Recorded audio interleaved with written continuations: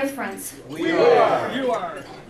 I never know what anybody's going to come up with. All right, Chris Barker, our secretary, will introduce our guests. Good morning, Rotarians and guests. Good morning. We have a nice list of guests today. If they would please stand up when I announce their names so we can give them a welcome.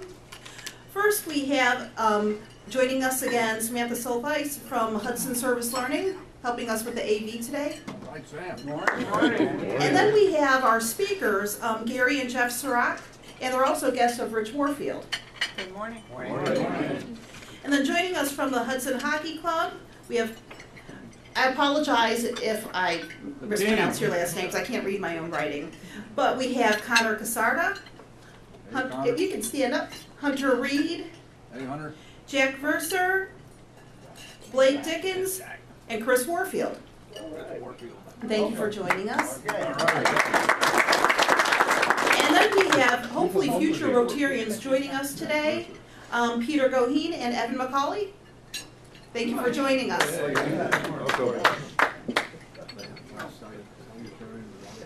Jimmy Sutphin, are you ready?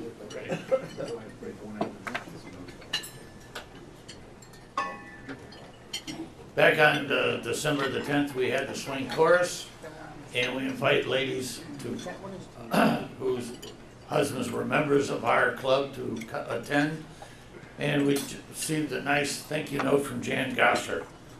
Just received your card and photo and want to thank you in the Hudson Rotary Club for the Christmas breakfast. Beautiful roses and Amy's last swing chorus. Amy Folks. She is going to be a hard lady to replace. How true. Jan Gosser. And then our birthday person today, who also played hockey, I think at one time, maybe it was hooky. We're going to sing happy birthday to Rich Warfield. Happy birthday to you. Happy birthday to you. Happy birthday, happy birthday, happy birthday to you. Nobody asked how old.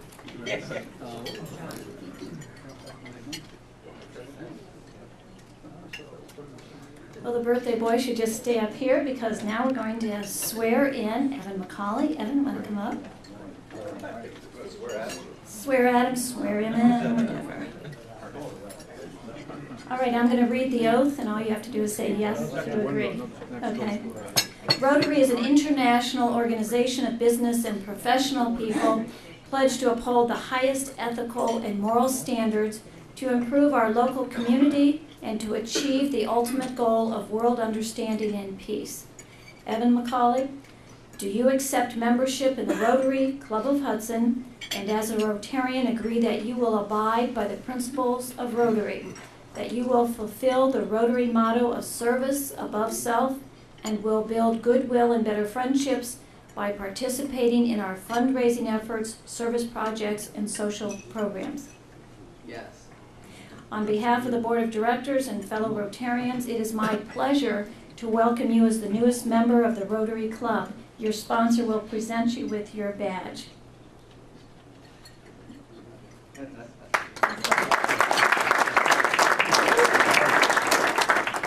Good morning, fellow Rotarians. Good morning. So I hope it's not too soon with this red badge to say that, because you guys all make me feel a part of your organization, and I'm grateful for that.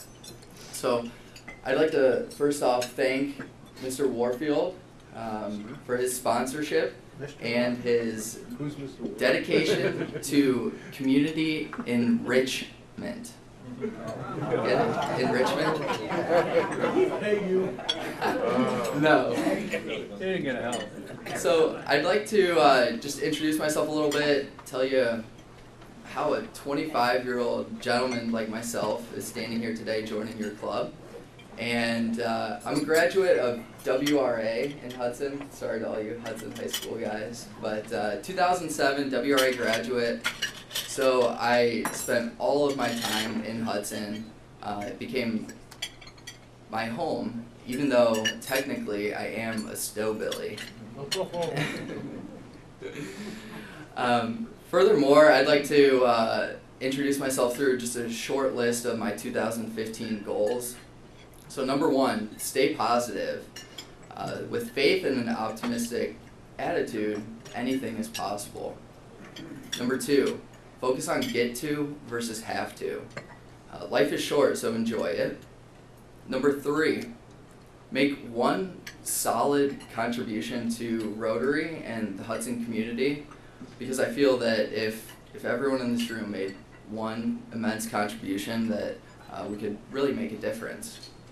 And number 4, work hard every single day. There's 2 types of people in the world, those that work hard and those who think it's hard to work. So don't be the latter. Thank you, and happy 2015.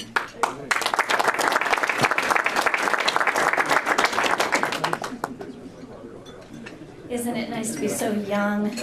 Alrighty, Liz, are you ready to talk for just a brief minute about the ladies' tea that men are invited to?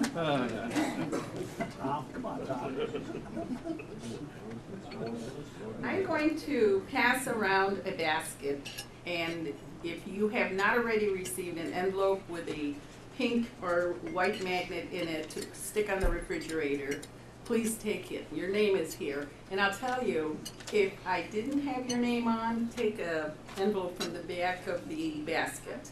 And please encourage your wives and daughters and granddaughters to come. Thank you. Thanks, Liz. All right, we're ready for the one and only Duncan Tenner.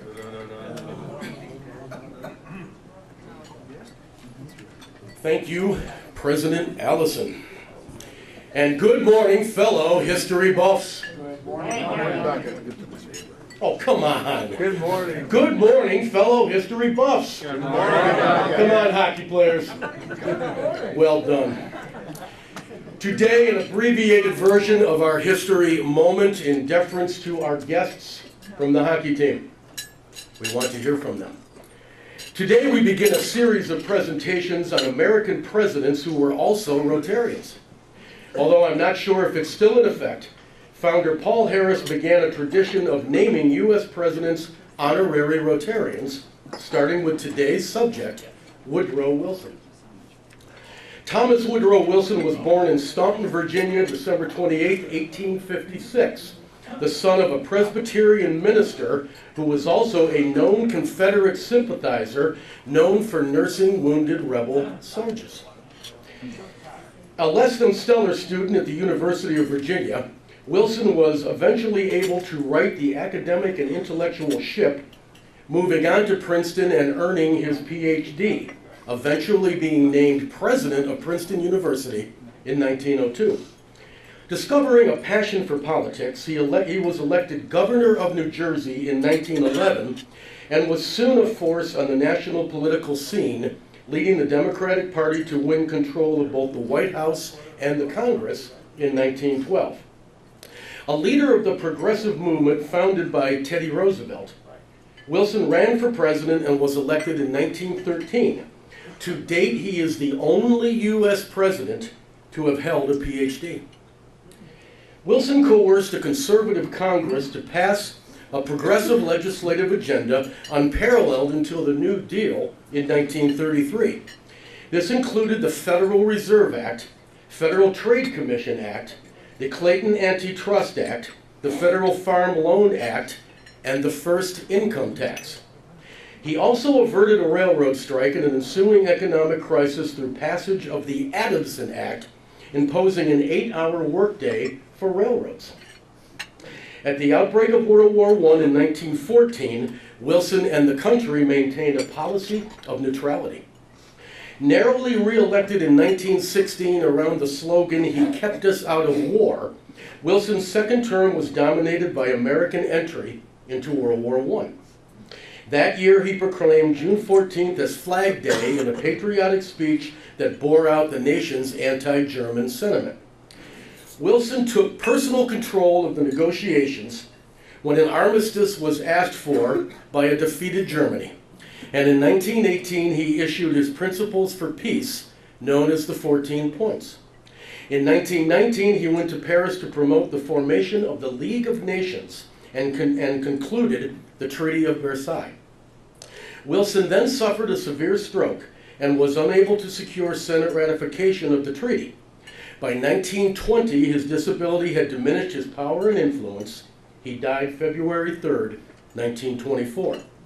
For his sponsorship of the League of Nations, Wilson was awarded the 1919 Nobel Peace Prize and has consistently been ranked by scholars as one of the top 10 presidents. Thank you.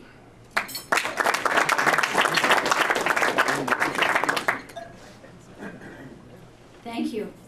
Next, we're going to hear from Craig Tallman. He's going to talk to us about our foundation. I was told to make it quick, so I'm right behind you, Allison. Anyway, I thought I'd give you a quick update on where we're at the foundation in our work this year.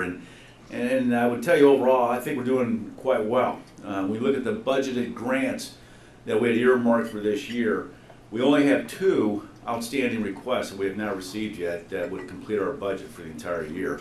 And those 2 are Hudson Players and Hudson Bandstand. So if any of you know anybody at those organizations, I would ask you to encourage them to get their applications in shortly so we can move on those decisions here before the end of the fiscal year. But I think given January, I feel really good about where we're at in the budgeted grants that we had allocated before. We still have some room for miscellaneous support, and those things are always being scrutinized as they do come in. At our last meeting, we did authorize a grant to HCTV for $1,200, and that was a full 100% funded request that was submitted to us, so we were able to complete that. On the financial front, I think there's also some very positive things. Our operating fund, which we target to have around $50,000 on hand to do so, is currently standing at approximately $54,000 at the end of December. So pretty good number in terms of the operating fund for us. In our endowment fund, or our permanent fund as we referred to it, the balance at the end of the year was $131,000 and change. And for the year, we had a 5.3% return on our investments. Now, during the course of the year, we moved our investments from Vanguard to Edward Jones, and we just completed that transaction recently. When we got through November, our return was just over 6%, but the downturn we experienced in December, and then of course the collapse of the oil prices, et cetera, that influenced the market, we did finish the year at 5.3. All told, we don't feel too bad about that, given our split between 60% equities and about 40% in bonds and cash. Probably the thing that's most immediate to all of us right now, and you may have heard a little bit of discussion on it last week, we are in the process of doing an audit, financial fundraising audit, to try to get a pulse from all of you as to the activity you engage in terms of helping the organization achieve its goals throughout the year. Strategically, the one worry we have as a foundation is that our needs are going to begin to multiply and our current funding mechanisms may not be able to keep up. The gala can carry so much burden, but after that, there's a lot of little things that do happen. We're concerned that maybe those little things may not be sufficient over time as we get more requests to support the needs of our community. So it's a longer term look, and this is why the audit is so important to us right now as we make plans moving ahead.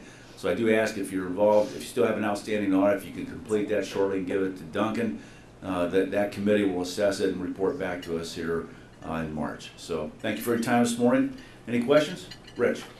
Since there's 6 high school students in the audience, can you explain in 30 seconds or less the scholarship process? Absolutely. We, on an annual basis, and this year we authorized $13,000 in total to fund scholarships for Hudson High School students going to colleges and so forth of their choice. So the application process will start here shortly, and I'm told to get with your counselors and so forth. They have the applications. Becky Warmer. Becky Warmer?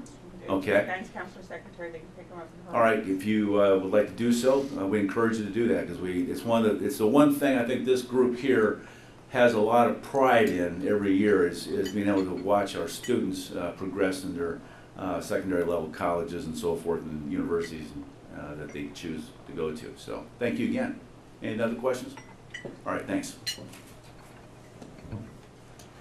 Well, it's nice to know our foundation is in good hands. All right, now we're ready for Rich Warfield, who's going to introduce our hockey team members and then our main speaker for today. Those are 4 individual, I believe, Craig, $2,500 scholarships, a vocational scholarship. I don't know, 5, 25? There's, we've got, yeah, I think you're right, 4 and then the 1 vocation. Vocational, so 4 $2,500 scholarships, so that could help out your folks, guys and gals in the audience. All right, moving along.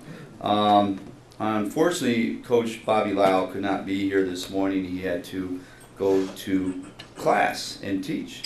So he asked me to talk a little bit about the team before each of the boys get up here. Yes, each of you will get up here and you'll talk for 2 minutes at a maximum, Jack.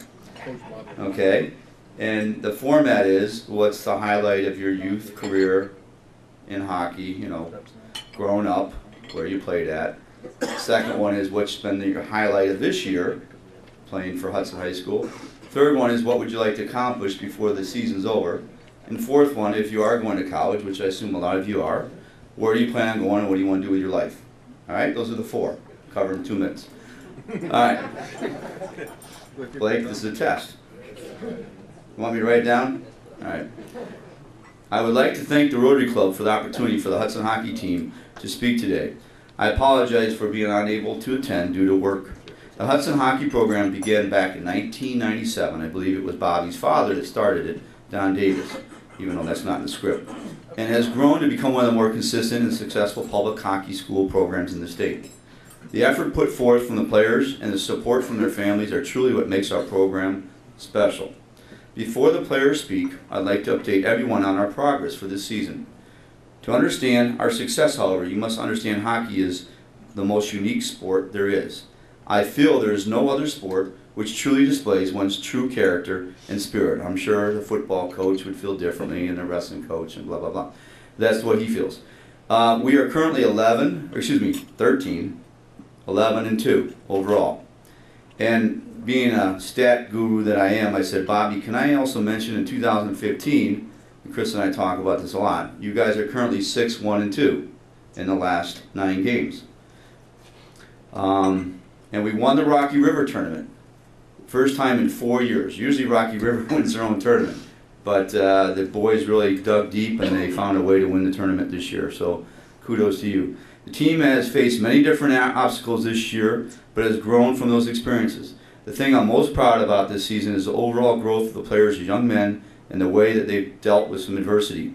Because of this, I'm very excited to see how we do in the postseason. Thank you again for allowing the hockey team to present here today. As always, go Explorers. So we're going to do this alphabetically. So that would put Mr. Blake Dickens up. And we'll see how he handles the 4 questions. And the rest of you boys, if you want to come on up so you don't have to kill 30 seconds getting up here. We'll go alphabetical. Blake, Connor, Hunter, Jack, and then Chris. Good morning, everyone. I'm Blake Dickens. I'm a senior and I'm a forward in the hockey team. My greatest achievement growing up playing hockey was 2 years ago when I wasn't playing for Hudson because I decided to play a different route. My hockey team ended up being the top team in Ohio, Indiana, West Virginia, and Western Pennsylvania. So we got to play for a national championship, which was very exciting and it was a once-in-a-lifetime opportunity. The greatest part of this year has been probably for me was winning the Rocky River tournament. In that game, we won, which was a very big deal, especially since it was at their rink, and it wasn't a very close game. We beat them by 2, but we definitely worked really hard. What would you like to see? What would I like to see? Coming up in a couple of weeks, we have this tournament called the Barron Cup, and it's the top public schools in Cleveland play for this, and we haven't won, I don't think, ever as a school. And this year we have a really good chance because we've beaten every public school team in Cleveland so far. And we definitely are getting a lot better as the season has been progressing. So I'm going to pass it to, next year I'll be attending the University of Alabama, and I'll be majoring in finance. And I plan on playing for the hockey team down there.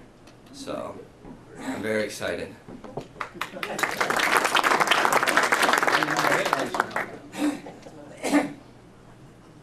Hello, my name is Connor Casarda. I'm a senior on the hockey team and I play right wing.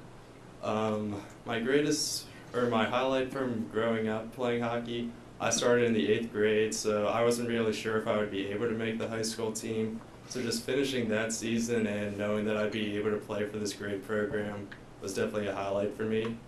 My highlight for my high school career was beating Rocky River this year as well, because it was such an important tournament for us. The past few years we had a good chance of winning, but we came up short a few times.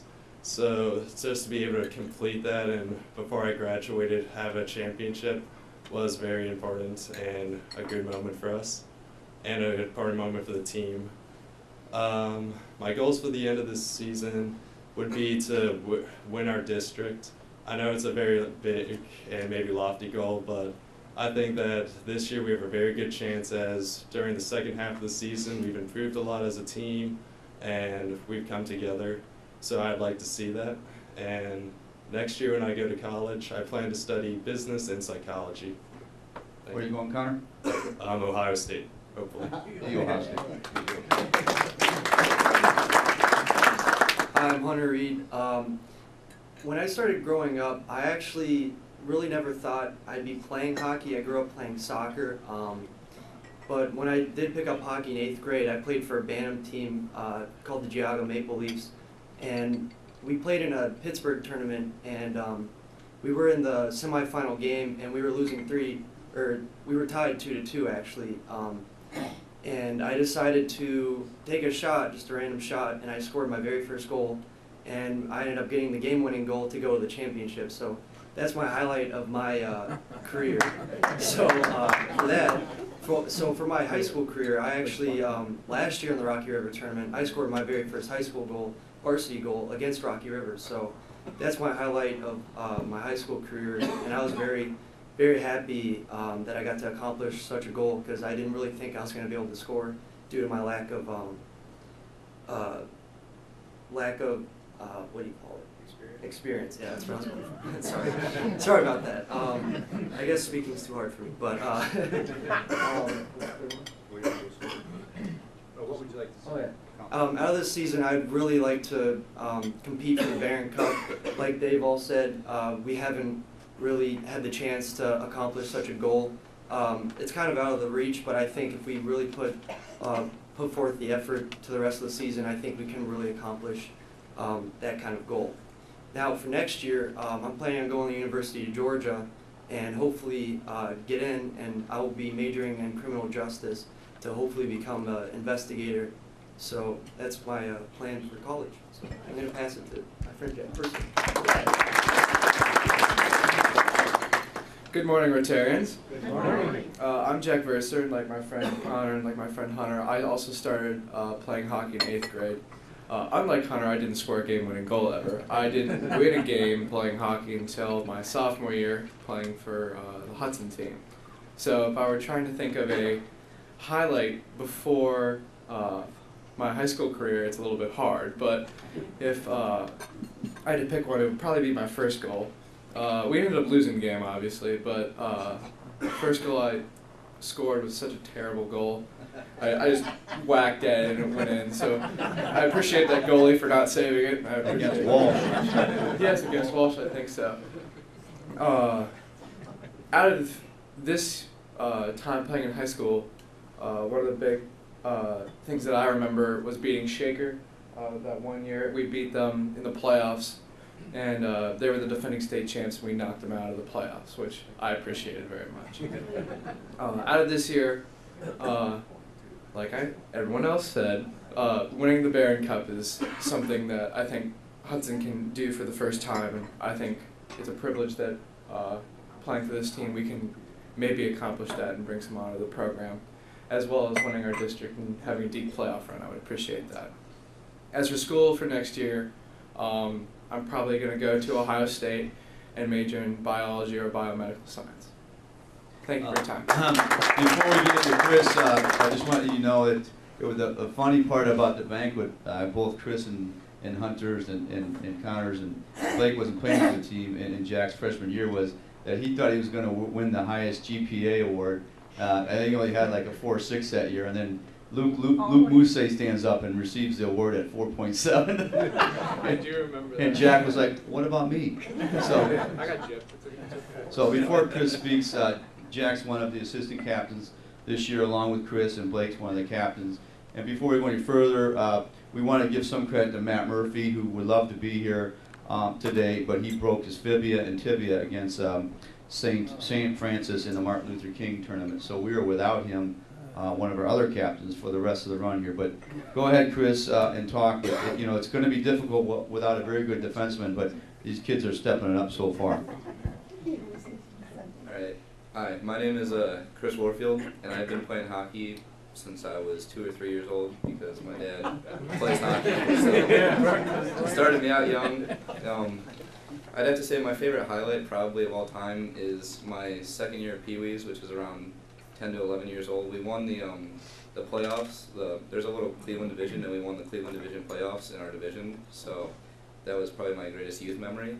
As for high school goes, it's been a great time. There's been a lot of memories. From my sophomore year, there's this thing called the Holy Trio, where we beat Padua, Walsh, and Holy Name all in one weekend and boosted us to #1 in the division. This year, obviously, like they said, winning the Rocky River tournament. And then, nobody mentioned this yet, but for the Martin Luther King tournament, we went into a double overtime shootout against Columbus St. Francis, and we won the shootout 2-0. And myself and Blake Dickens scored the goals in the shootout. So. Good job. As for team goals, we started out on a really high note, and we're working our way back towards it. We had a little ruts up and down in the season, so we're looking to get back to where we were, and I think we're doing a good job of that with 6-1-2 in the new year. And I think that we can, honestly, I think we can win a Barron Cup this year. It's very much in reach, and then a district run is also very much in our reach, even with the loss of our all-star defenseman Matt Murphy. So, and then for school next year, I applied to the University of Minnesota, and I'm waiting to hear back. And if I do get accepted, that's where I'll go and study finance. So.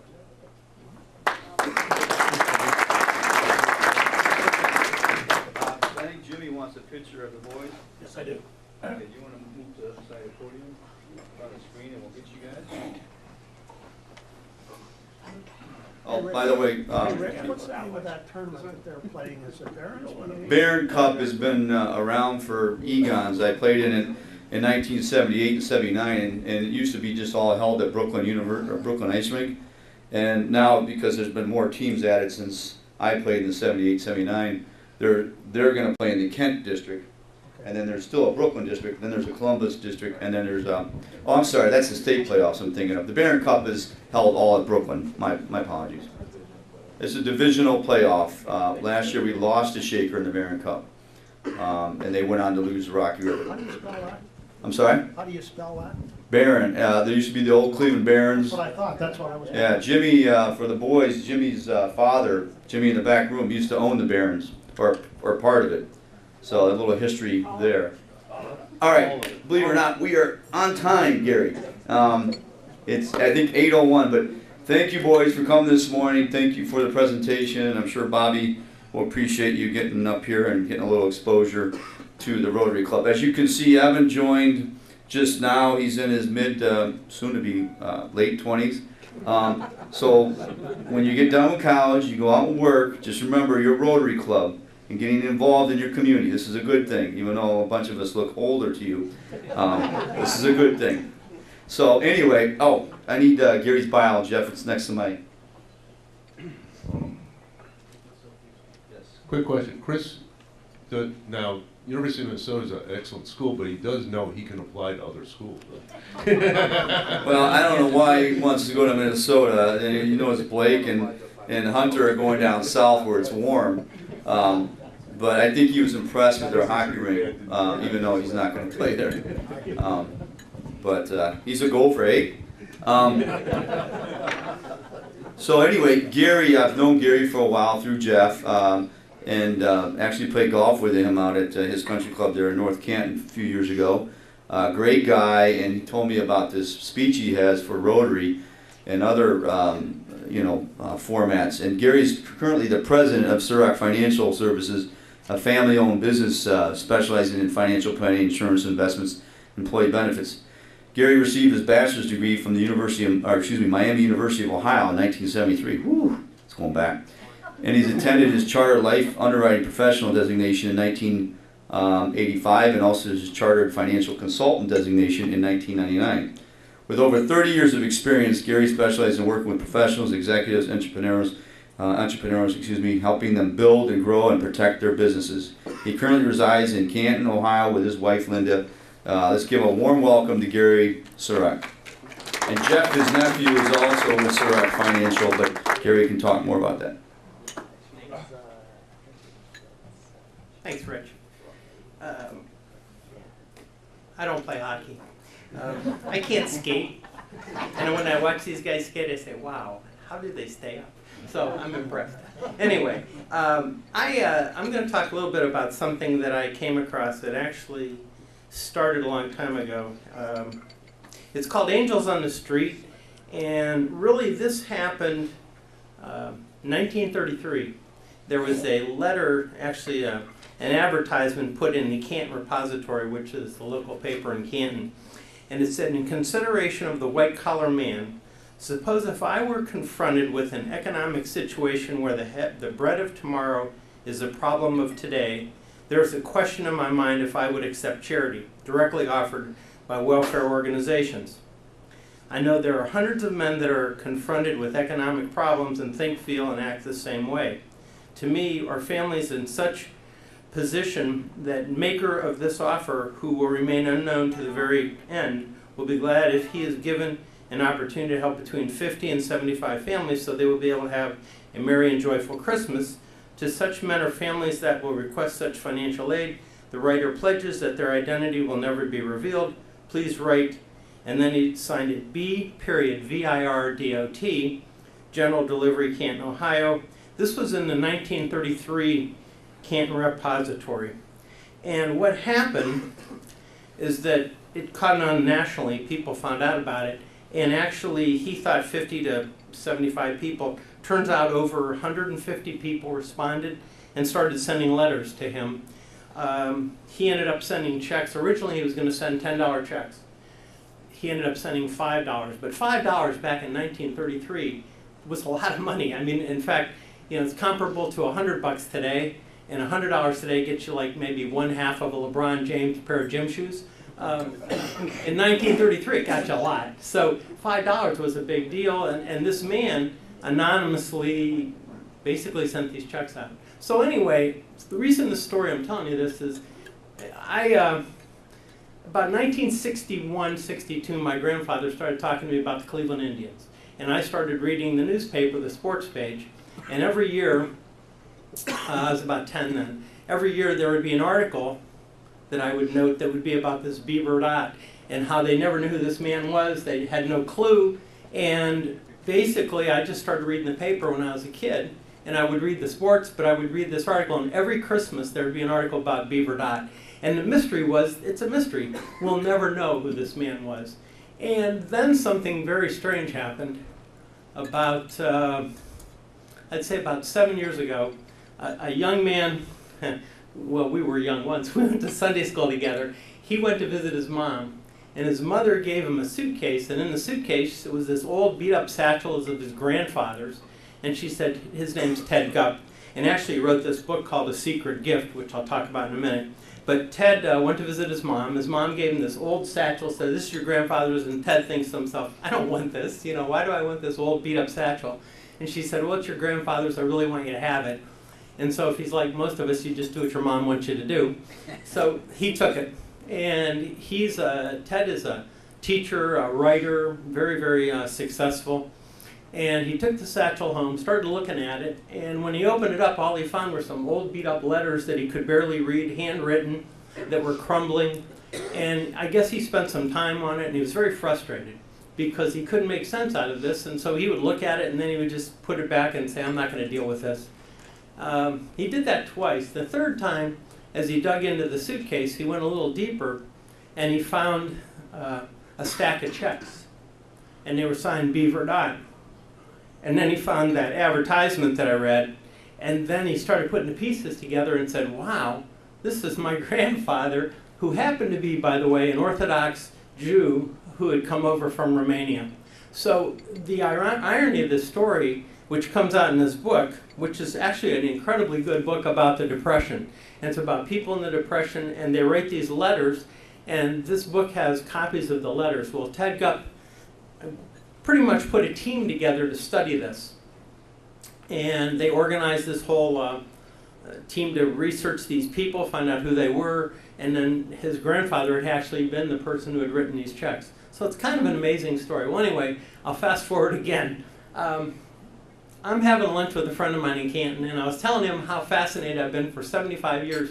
This whole Beaver Dot thing's been going on, and someone actually solved this mystery. And I said, it's just really cool. So I said, let's do something kind of Beaver Dot-ish. And he said, what are you talking about? I said, well, let's do our own thing, and we're going to call it Angels on the Street. So what I did that year, and my friend Barry, who owns a company in Canton, he and I decided we were going to call our employees together. Oh, I should give you one other piece of the story. CBS Sunday Morning found out about this, and found out about Ted Gupp's book, and found out about the story, and they came into Canton and filmed at our Palace Theater, which is kind of the coolest theater in Canton. It's an old, really stately old theater that's been redone for millions of dollars. Anyway, they came in and filmed Ted Gupp, and he went through Canton. So on a CBS Sunday Morning, they would spend probably whatever it takes to do a filming. It was really impressive. So we're watching that, and that was really what inspired me. I said, we're going to do something new. We're going to do something kind of like that, but we're going to twist it a bit. So Barry and I sat down at lunch one day, and we decided we're going to give our employees a little surprise. So we each did this. We had a meeting, and we called our employees in separately, obviously. And I have a company, Serac Financial. I have about 35 employees. And I called them in and said, we're going to have a review of our year. And they said, okay. So everybody sits in a conference room, and they're sitting there very quietly. And we're going through the different companies, the different years, the different balance sheets. At the end of the meeting, I said, okay, we're going to do something a little different today. And they said, what's that? I said, well, we're going to watch a video. So I put the video up on YouTube, which you can find. It's a secret gift on CBS Sunday Morning. It's really worth watching. It's quite well done. I put that video up, and anyway, I'll tell you a little more about that. Anyway, so I put the video up, and they watched the video. And at the end of the video, I said, okay, we're going to do something very unique today. And I said, here's what's going to happen. I'm going to hand each of you an envelope. And I said, in the envelope, you're going to find $100. And I said, and you have 3 things you have to do. You have to find someone to give it to that's worse off than you. I said, you have to give it to them, and you need to do that by Monday. And this was on like a Thursday. And it's about 2 o'clock in the afternoon. I said, listen, I know you guys are a little stressed, because I looked around the room and they were. And I said, so on Monday when you come back, we're going to meet here at 9 o'clock. I want you to tell me who you gave it to, why you gave it to them, and anything that happened. And they just, it was dead silent. It was like this room, very quiet. They were stunned. So they looked around each other, and I said, I'll tell you what, I said, you guys are really kind of sort of freaking out. Take the rest of the day off. And they looked at me and said, really? And I said, yeah. So they did. Some of them, some went back to work, but it was really interesting to see what they decided to do. So Monday morning rolls around, and I made 2 mistakes, and I had 1 surprise. Mistake number 1 I made, I assembled everybody, that was good. Mistake number 1 is I didn't film it. I wished I had. Mistake number 2, I did not bring enough Kleenex. That was a really big mistake. And number 3, it turned out the surprise part was probably the most amazing team building thing I've ever done in my entire 35 years of owning a company and trying to run a company. Having all my employees get up and tell other people what they did, why they did it, what happened, pretty amazing. So Barry, same success. He has about 15 employees, so he did that, and we really kind of created this little energy that went on in Canton, and actually between us and some other companies, 25 grand hit the street, 1-to-1. So here's some of the stories that happened. Kind of amazing. One of my employees, whose name is Peggy, she's on her way home, she stopped at the drugstore. And there's a mother, a very young mother with a McDonald's outfit and a very young baby, and the baby's crying and really carrying on, and my employee Peggy is behind her. So Peggy's watching, and the baby just won't settle down. And Peggy feels terrible. She said this girl might be 18. She's just a young girl, didn't have any money, obviously, to speak of. If you're working at McDonald's and you have a baby at 18, not a good thing financially. So Peggy's sitting there watching, and they finally get up to the counter ahead of her. And she's got prescriptions for the baby. It turns out the baby's not feeling well. And Peggy laid down and paid the bill. Took the $100. The mother just freaked out and said, "What are you doing?" I said, "Well, I'm paying your drug bill." And she said, "Why are you doing it?" I said, "Well, my boss told me I had to give this to someone who needed it worse than me, and I think you do." And the baby stopped crying just like that. She said, "It was sort of weird, Gary." She said, "I'm sitting there and the baby's carrying on. I laid the $100 bit and the baby just stopped." She said, "It was really strange." And she had cried the entire time we're in line. So I thought that was kind of an interesting story. And then she said, so the mother, turns out she's waiting for a bus, and I held the baby for a while. We talked, and I told her about angels on the street. So that was story number one. Story number two, one of my employees and her daughter went to Walmart because they thought that would be a good place to find people. By the way, people were having a heck of a time figuring out where to go to find people that needed $100 worse than them. And we were having this discussion. I said, "Boy, it's really easy." And they said, "What do you mean it's easy?" I said, "Well, look at the clothing they're wearing and see if it's appropriate for the season. It happens to be cold out. Are they wearing warm clothing?" I said, "That's a pretty good giveaway." And they said, "Oh, that's a good thought." Anyhow, so these two go to Walmart, and they're following a young mother, again, who has a cart and a child in the cart. And the mother would go through, and she would look at different things and then put them back on the shelf. And so my employee and her daughter, everything that lady put back on the shelf, they put in their cart.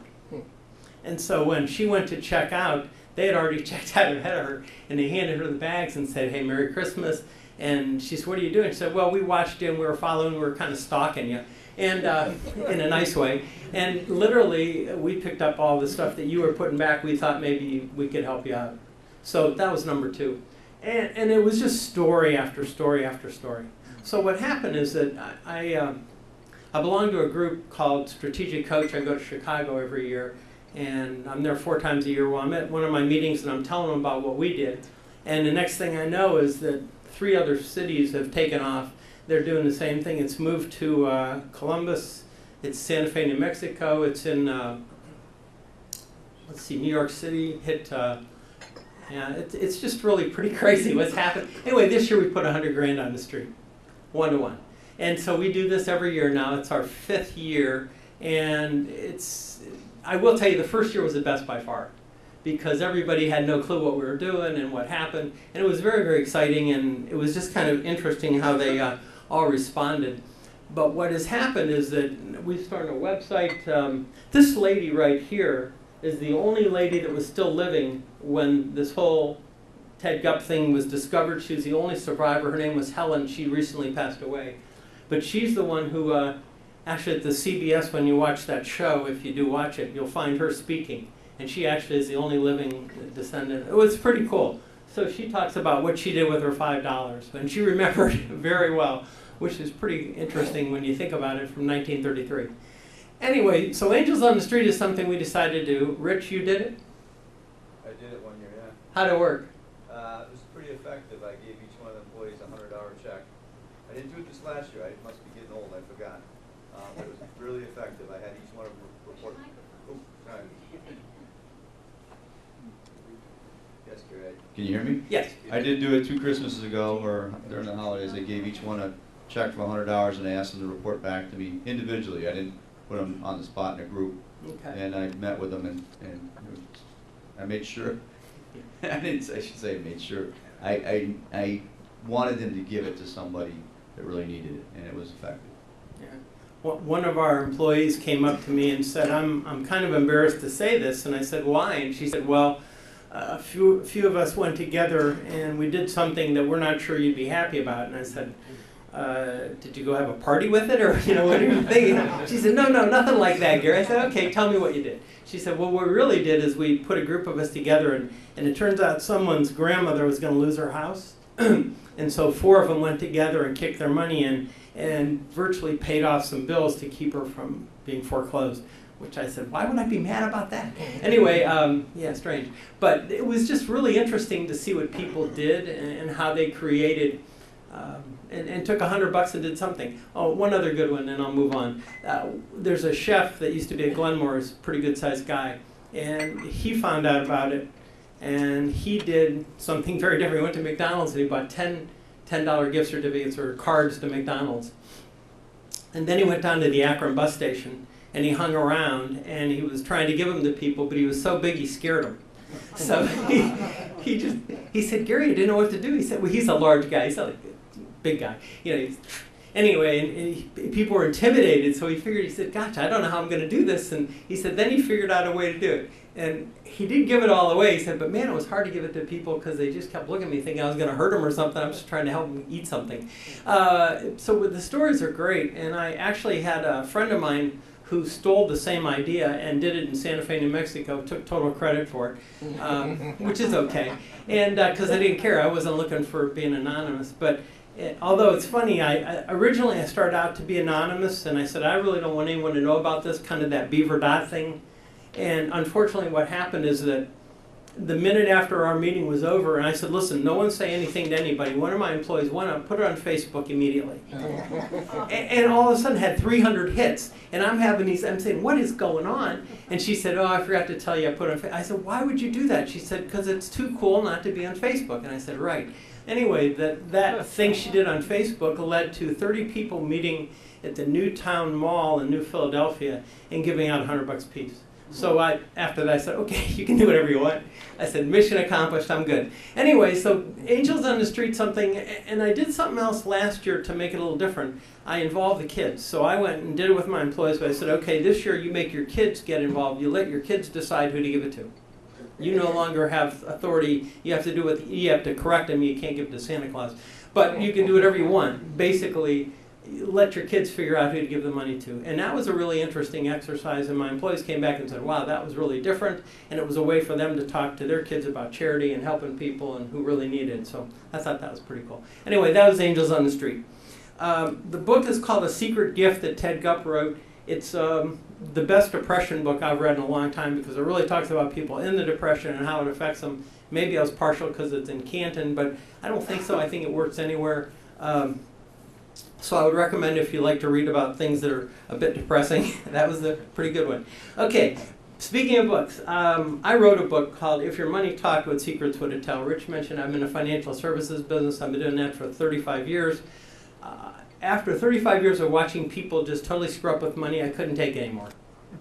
And I decided I was going to write a book and try and help people so they wouldn't screw up with money. And so what I did is I wrote this book. It's a short one. It's an airplane book. You can get on in Cleveland, off in Chicago. You should have finished.